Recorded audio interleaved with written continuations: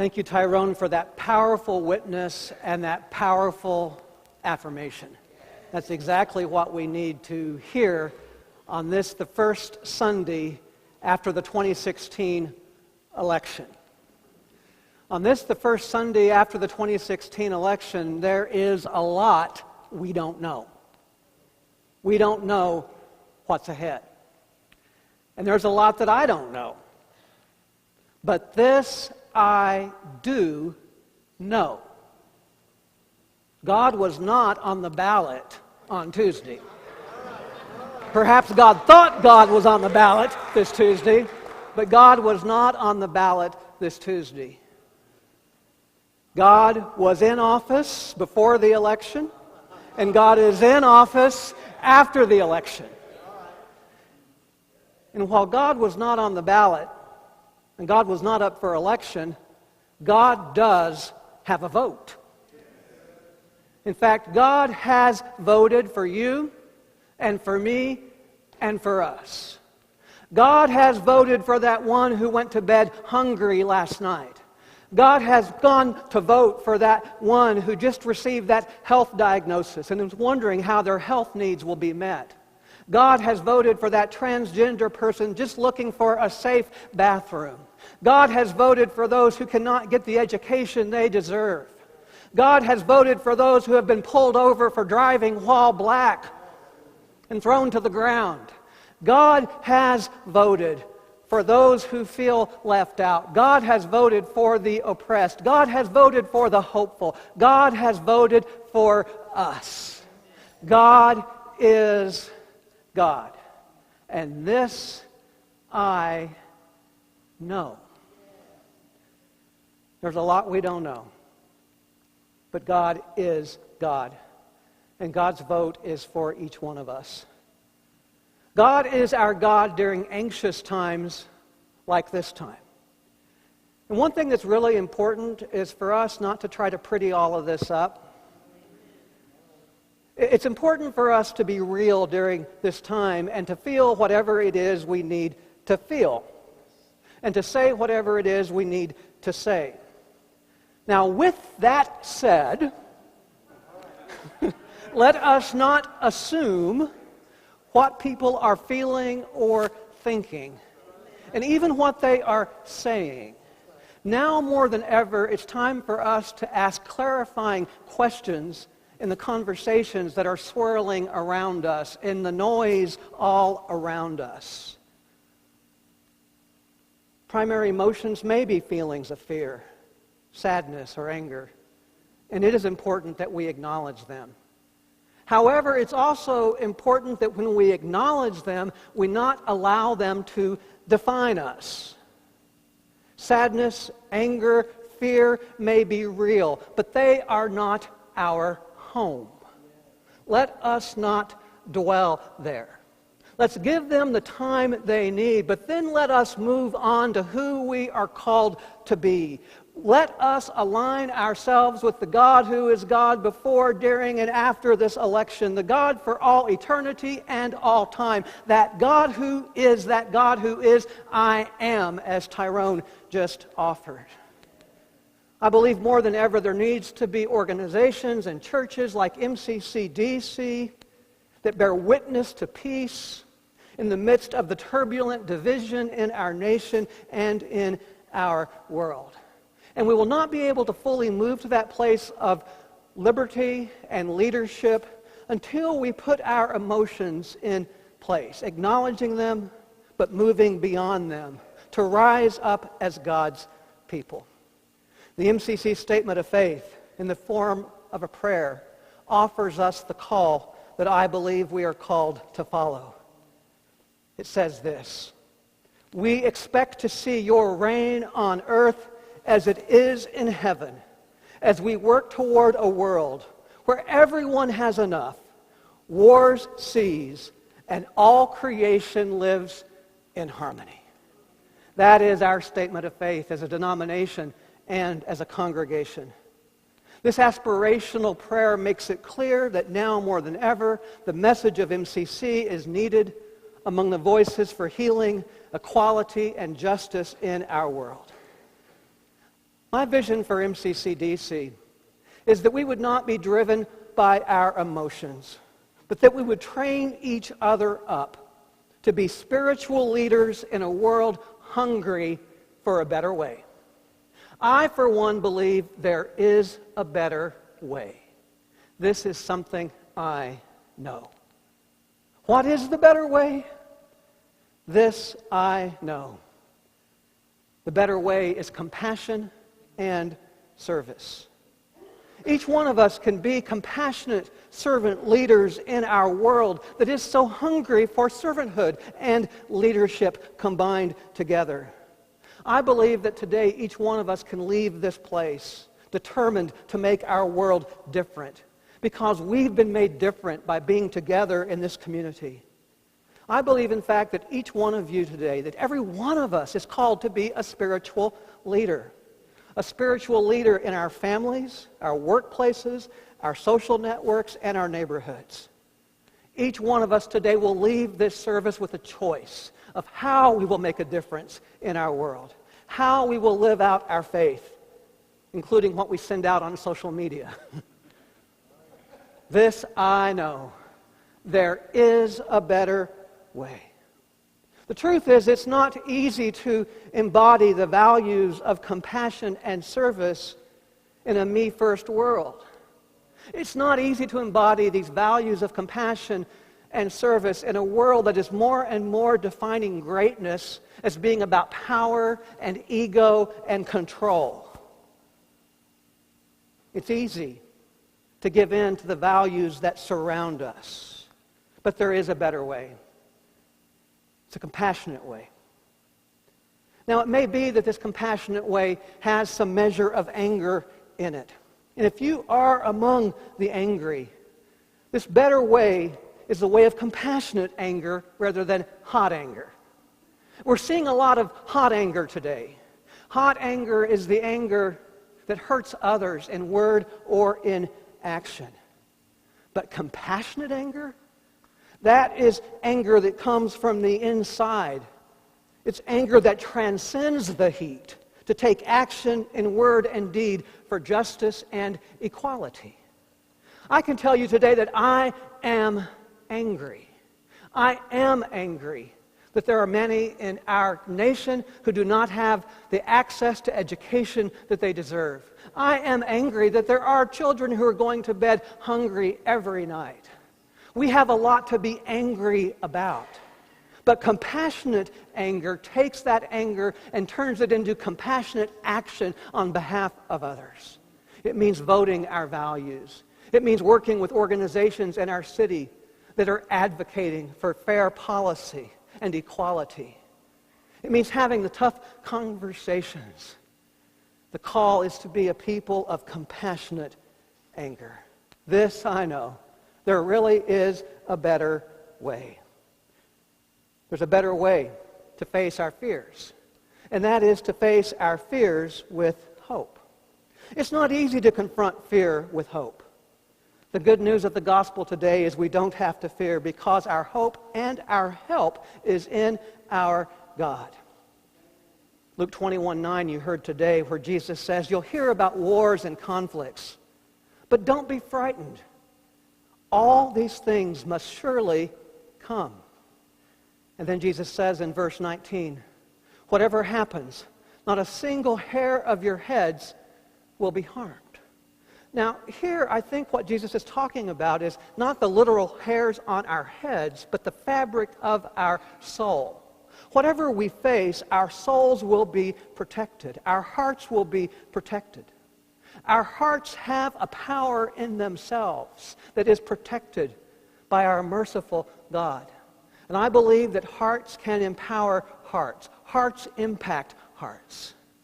I think that through the power of our hearts, we can influence the one who is now in office as the president-elect. I believe that through the prayers of our hearts, we can influence that heart. It's important that we stay in a place of humility as part of that prayer. The psalmist in Psalm 51 says, create in me a clean heart, O God.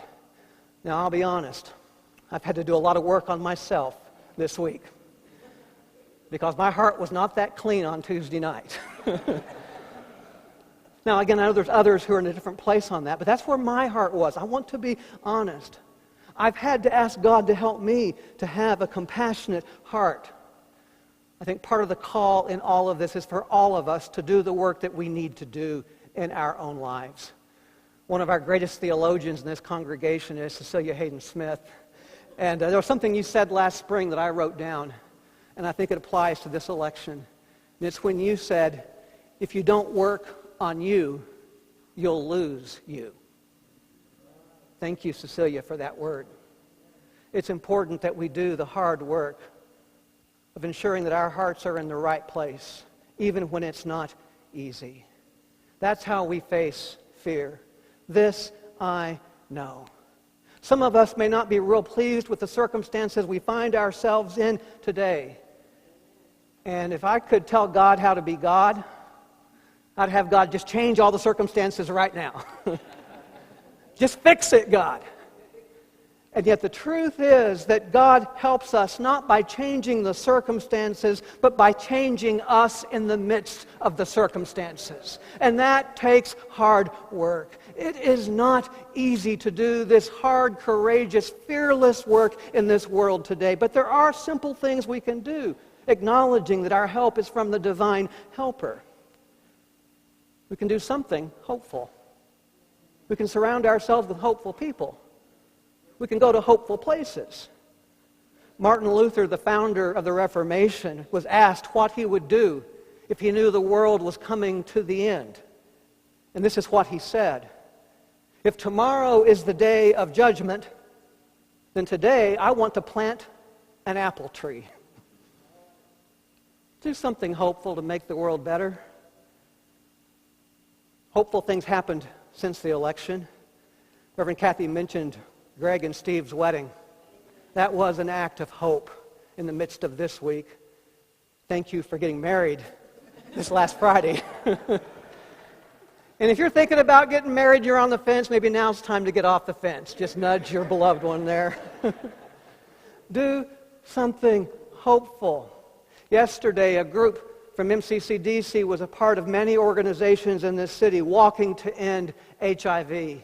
For those of you who are part of MCCDC's team and teams beyond MCCDC, thank you for taking steps for hope yesterday. That was an act of hope this week.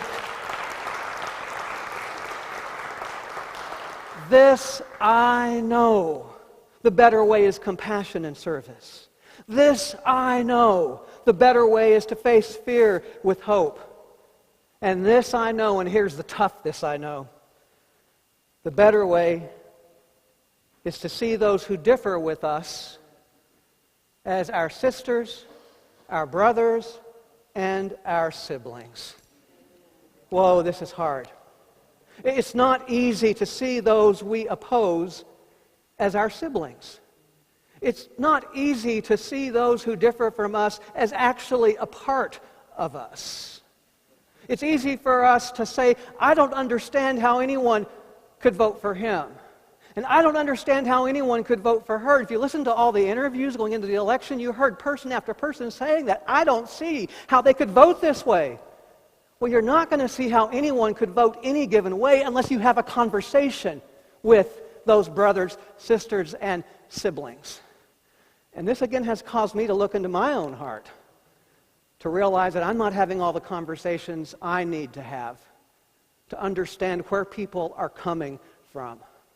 Until we have these conversations and begin to build bridges, we're going to get further and further and further and further apart. What we need now is not partisanship. In fact, what we need now is not even bipartisanship. What we need now is transpartisanship. Transcending the differences between us as God's people, not Republicans, Democrats, independents, or any other form of self-identification. We need transpartisanship. So how do we get there? Well, it's hard work, and I've given you a tool to take with you today.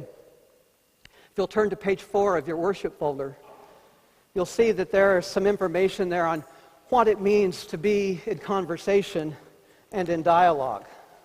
Here are some tools that you can use not only when conversing about the election or other issues, but if you're having a challenge with your partner or someone in your family or in your workplace, here are some thoughts. Take these and use them. Try on new ideas and suspend judgment. When you're having a conversation with someone, know it's okay to disagree. However, it's not okay to shame, blame, and attack self or others. Use I language to avoid universalizing or assumptions. Practice both and thinking. Avoid use of the word but. Replace it with the word and. Be here now. Listen and do not interrupt. Do not focus on what you're going to say next. Now, isn't that true for most of us? Someone's talking and we're coming up with our argument. Life does not have to be a debate. It can be a time to listen. Ask those clarifying questions. Why did you vote the way you voted? And then just listen without judgment. Keep conversations in the room. That means you don't have an honest conversation with someone and then when they're gone, undermine everything they just said to someone else. Be self-aware of body language and facial expressions, and yes, that includes the crossed arms and the raised eyebrows. The invitation is for us to build bridges of understanding. And part of the hard work of this is going to be becoming comfortable with discomfort. Purposely engaging the areas of discomfort in our lives that hearts can be joined. Whatever you do, don't shame someone who voted differently than you did. This scripture today from Luke 21 was selected before this election. Yet it clearly offers insights to help us be courageous leaders in our world. Jesus teaches us to live with bold confidence. He says, "For when the time comes, I will give you the words to say, wise words, which none of your adversaries will be able to answer or argue against." I know there is a better way. I know the better way is compassion and service. The better way is freedom from fear by using hope. It's seeing those who differ from us as our siblings. It is the way of service. Dr. Martin Luther King Jr. talked about what true greatness really is. If we want our church to be great again, our neighborhood to be great again, our families to be great, our nation to be great, and our world to be great, he offers timeless wisdom. In the drum major instinct, he says, if you want to be important, wonderful. If you want to be recognized, wonderful. If you want to be great, wonderful. But recognize the one who is the greatest among you shall be your servant. That's the new definition of greatness. By giving that definition of greatness, it means that everybody can be great because everybody can serve. You don't have to have a college degree to serve. You don't have to make your subject and verb agree to serve. You don't have to know about Plato and Aristotle to serve. You don't have to know Einstein's theory of relativity to serve. You don't have to know the second theory of thermodynamics to serve. You only need a heart full of grace, a soul generated by love, and you can be that servant. Be the servants that God has called us to be. Follow that drum major instinct. Go from this place today as true leaders. God was in office before this election, during this election, and after this election. And so it is. Amen and amen.